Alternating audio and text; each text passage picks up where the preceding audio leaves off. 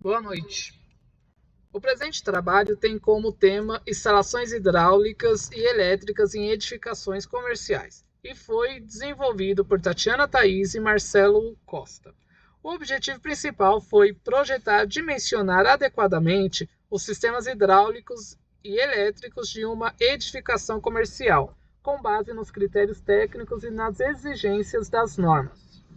Nosso projeto é um projeto comercial composto por 2 pavimentos. A seguir temos a planta de corte e fachada corte longitudinal.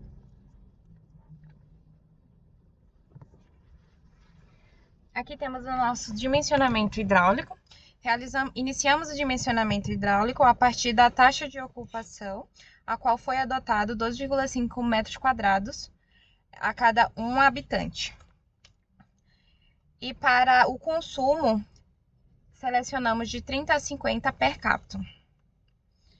Chegamos no resultado de 227,20 metros quadrados, tanto o pavimento térreo, o primeiro e o superior.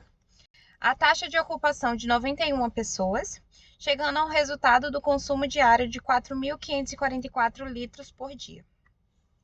A partir daí, conseguimos chegar ao dimensionamento do ramal predial e do cavalete, dos quais obtivemos o diâmetro de 20 milímetros, tubulação de PVC, e para o ramal predial PE. Para o dimensionamento do hidrômetro, também chegamos ao mesmo diâmetro de 20 milímetros. Para o dimensionamento do reservatório, chegamos a uma capacidade total de 9.090 litros. O comprimento do reservatório de 3,50 metros por 3 metros de largura, com a lâmina d'água de 87 centímetros. Aqui a gente vai ter o reservatório no corte BB e na fachada, e no corte AA longitudinal. Aqui temos o ponto do abastecimento da concessionária em planta baixa, junto com a representação do cavalete e o ponto que sobe para o reservatório superior da alimentação predial.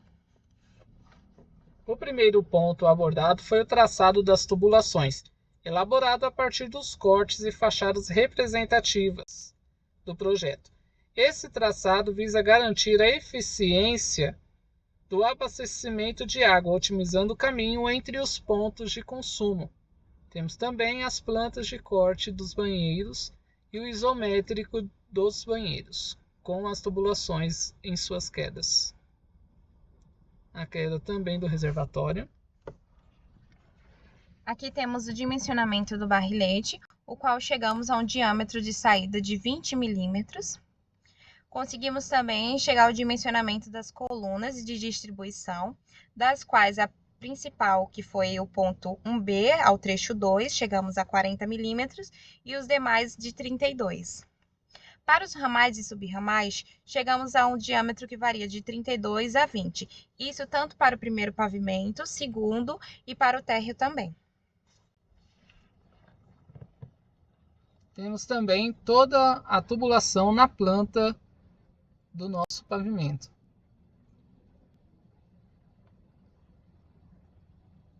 O corte AA, com a entrada da tubulação de abastecimento e as quedas na parte de trás do nosso edifício. O pavimento térreo, primeiro pavimento, segundo e planta de cobertura. Vamos iniciar agora com o projeto de esgoto.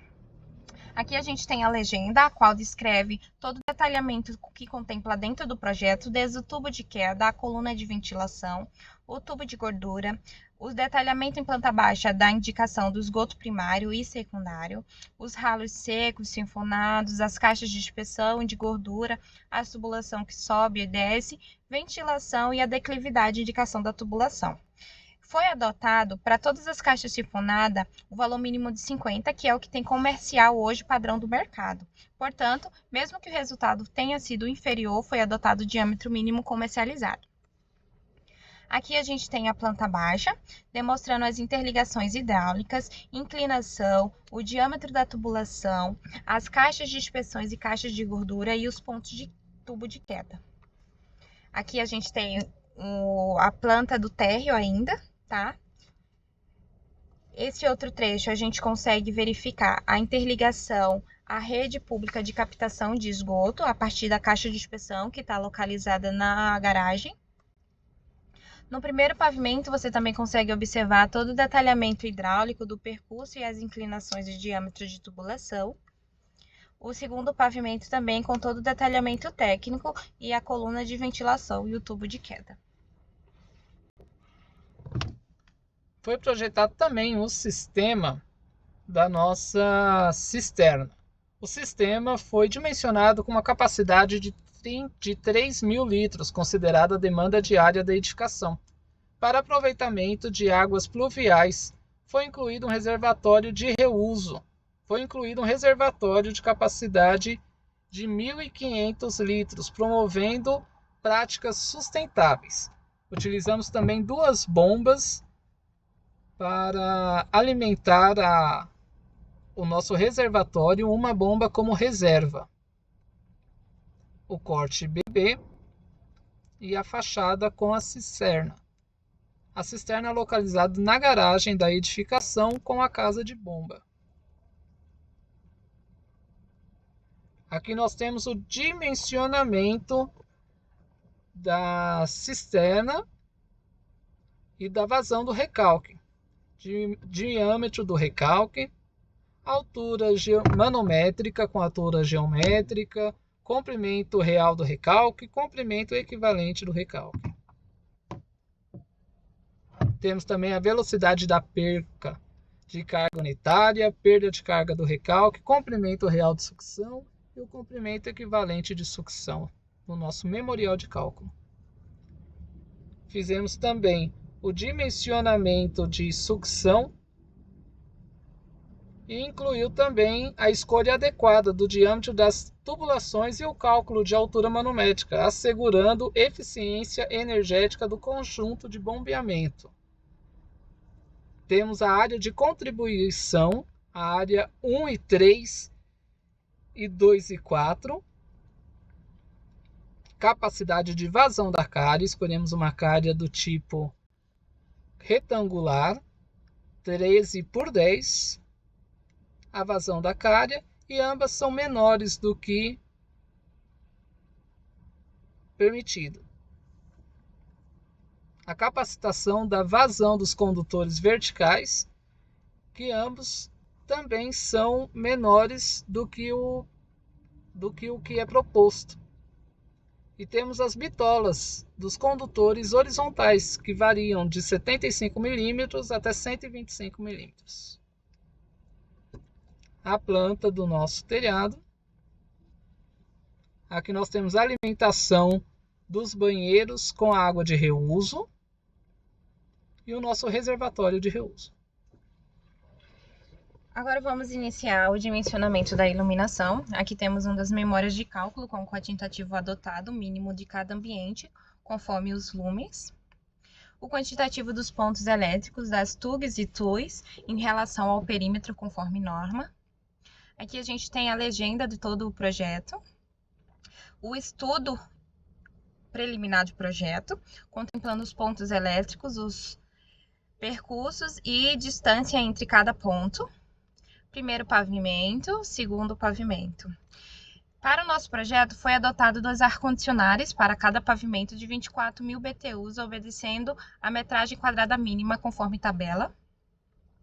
Para o nosso cálculo de potência de demanda realizado, obtivemos o padrão de entrada de energia, o E, para todos os pavimentos.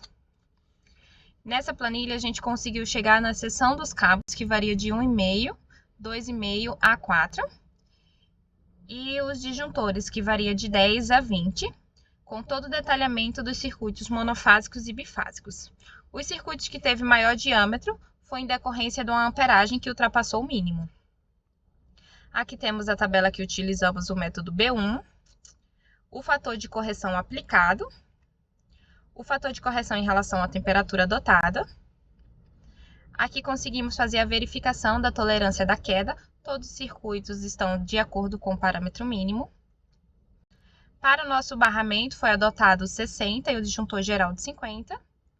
Os conduítes foi adotado de 3/4 para todo o projeto. Aqui temos a legenda do projeto executivo elétrico.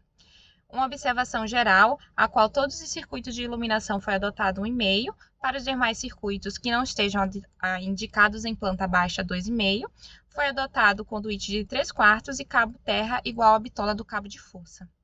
Aqui tem todo o detalhamento em projeto, em planta baixa, com todos os circuitos, percursos e indicação de cabos e pontos de iluminação. Primeiro pavimento, o segundo pavimento. Aqui a gente tem o diagrama elétrico, contando o disjuntor termomagnético de 50 A, que seria o disjuntor geral do térreo. Aqui também temos o do primeiro pavimento e o circuito do segundo pavimento. Obrigada.